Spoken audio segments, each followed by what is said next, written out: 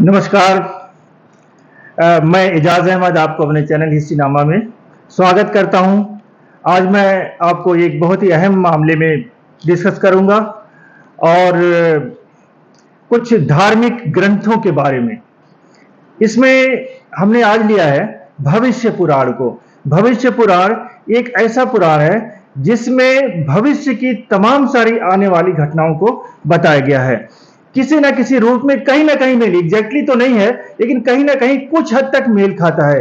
हालांकि उसमें बायसनेस है, वो एक धर्म विशेष को लेकर के बायस्ड है। जाहिर है लिखने वाले उसी ब्राह्मण धर्म से ही थे, तो इसलिए दूसरे किसी धर्म को, दूसरे किसी संप्रदाय को, दूसरे किसी व्यक्ति की तारीफ उतना वो नहीं लिख सकते जितना वो अपने बारे में लिखते हैं।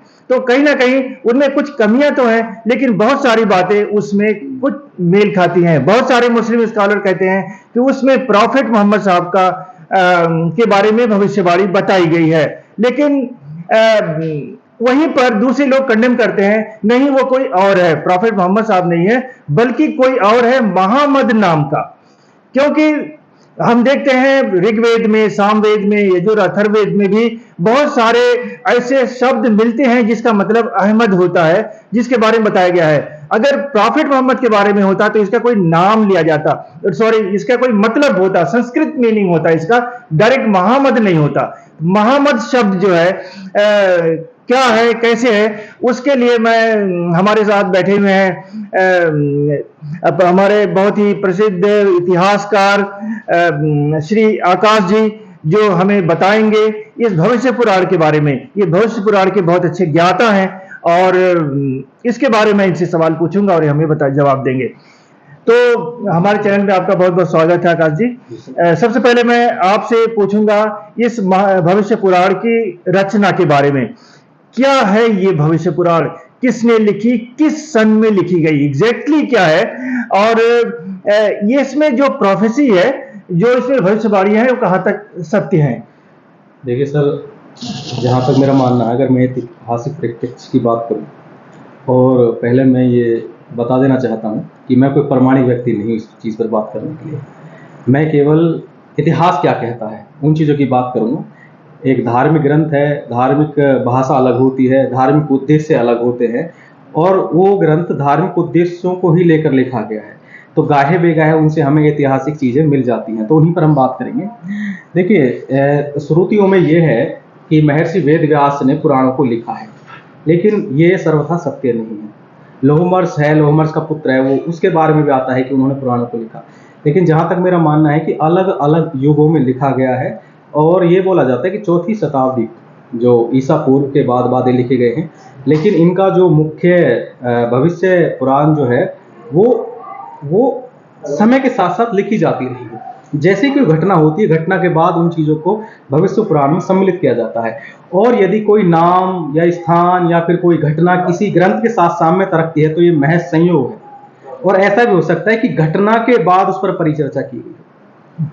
ऐसा बहुत बार कहा जाता है कि हम भविष्य को देखने की क्षमता रखते हैं, भविष्य की किसी बात को बता रहे हैं कि, लेकिन मैं ऐसा नहीं मानता कि ऐसा सत्य है, सर्वथा सत्य हो सकता है कि, क्योंकि अगर यदि बात की जाए तो जो भविष्य पुराण है लगभग 19वीं शताब्दी तक भी उसमें इनपुट डाले गए, वो 19वीं शताब्दी तक भी लिखा गया है। तो ऐसा नहीं कह सकते किसने लिखा है। ये कोई इसका कोई प्रमाणिक लेखक नहीं है, और ना इसको कोई प्रमाणिक युग है कि किस युग में लिखा गया। जैसे जैसे घटना होती गई उन घटनाओं को उसमें। और रही बात वंशावलियों की और ऐतिहासिकता की, तो हाँ, थोड़े थोड़े बहुत उसमें जो ऐतिहासिक तत्व हैं वो मिलते हैं। लेकिन ऐतिहासिक तत्व मिलते हैं तो इस आधार पर हम ये नहीं कह सकते कि वो कोई ऐतिहासिक ग्रंथ है। कुछ ऐसी भविष्यवाणी की कुछ भविष्यवाणियाँ मिलती हैं या कुछ घटनाएं मिलती हैं, तो ये भी नहीं कह सकते कि जो उसकी भविष्यवाणी हो सर्वथा सिद्ध है या सर्वथा सत्य है। नहीं मानता। डॉक्टर साहब, बहुत अच्छी बात बताई आपने, लेकिन एक शब्द उसमें बार बार आया है कि जो भोजराज हैं वो जाते हैं सिंधु घाटी के क्षेत्र में, फिर वहाँ से रेगिस्तान में जाते हैं, और वहाँ पर कोई एक महामद नाम का एक व्यक्ति आता है और उनसे उनका वार्तालाप होता है। तो इसको जो कुछ लोग ये कहते हैं क्योंकि वो रेगिस्तान से है तो प्रॉफिट मोहम्मद साहब से लेके बात करते हैं, जबकि वो काल मैच नहीं करता। दूसरे महामद का शब्द होता है कि ज्यादा ड्रंकार्ड है ना, जिसने ज्यादा शराब पी रखी हो, ज्यादा पिया हुआ हो, तो ये मतलब ही अलग है। जबकि मोहम्मद का मतलब होता है जिसको प्रेज किया जाए, जिसकी तारीफ की जाए, है ना। उस शब्द का मतलब बिल्कुल ही डिफरेंट हो जाता है।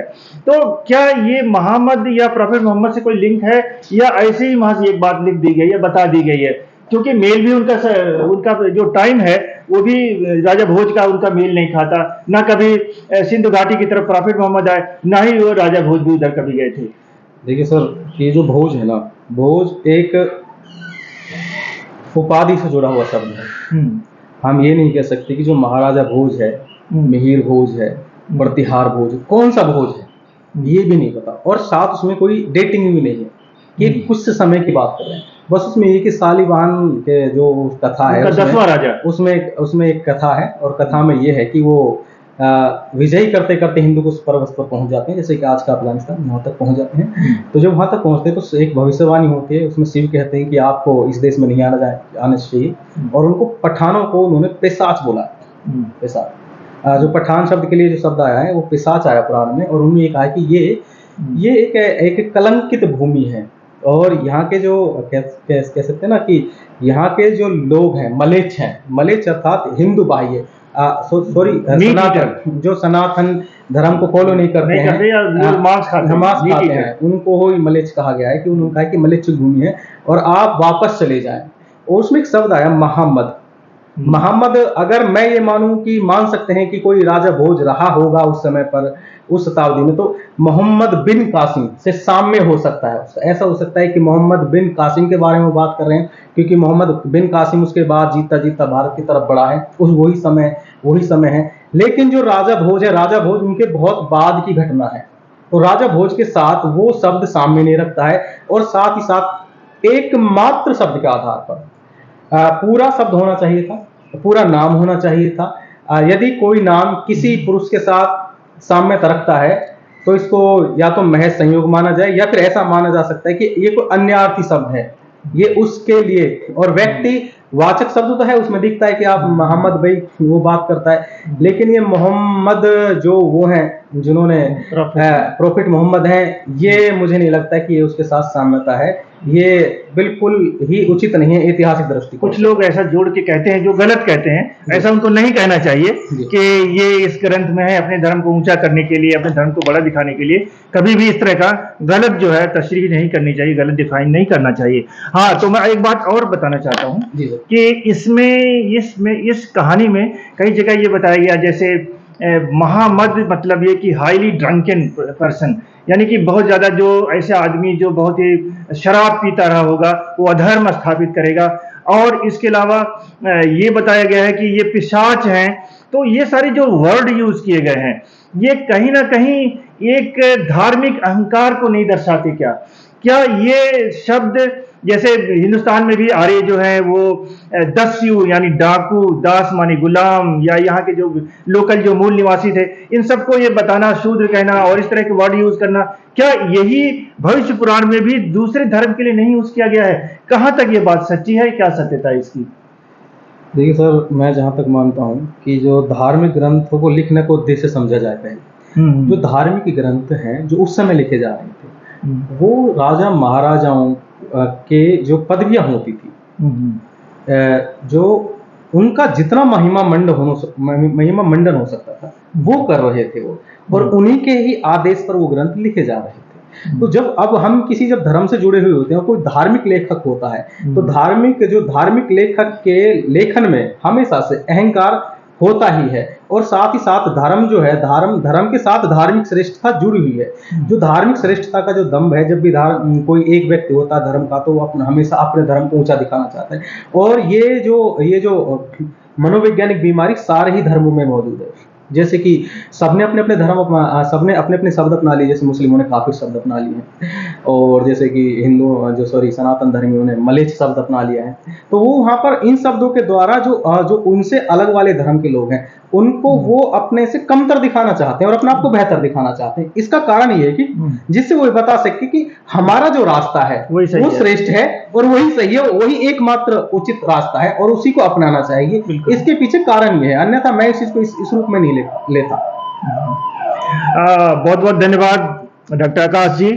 कुल मिलाकर के मैं कहना चाहूंगा आप सबको कि अनेक धर्मों में अनेक सारी बातें कही गई हैं, धर्म ग्रंथों में भी कही गई हैं, लेकिन वह कहीं एक नाम आ जाना, उससे किसी दूसरे धर्म गुरु का मैच हो जाना, ये कोइंसिडेंस है या कहीं ना कहीं मिलना, जबकि उसका मतलब डिफरेंट है टोटली। मोहम्मद का मतलब डिफरेंट है, मोहम्मद का मतलब डिफरेंट है, अलग अलग उसके मतलब होते हैं, अलग अलग माने हैं, ना तो आपस में उनका कोई तालमेल है, ना किसी तरह से तिथि मिल रही है।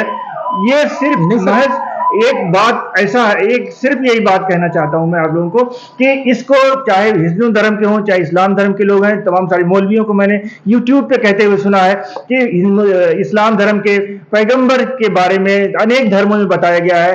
हो सकता है कहीं ना कहीं मतलब निकलता हो, लेकिन इसको हम पूरी सत्यता के साथ नहीं कह सकते। आज बस इतना ही, आगे मैं इस बात को और जारी रखूंगा नए एपिसोड में। Thank you very much.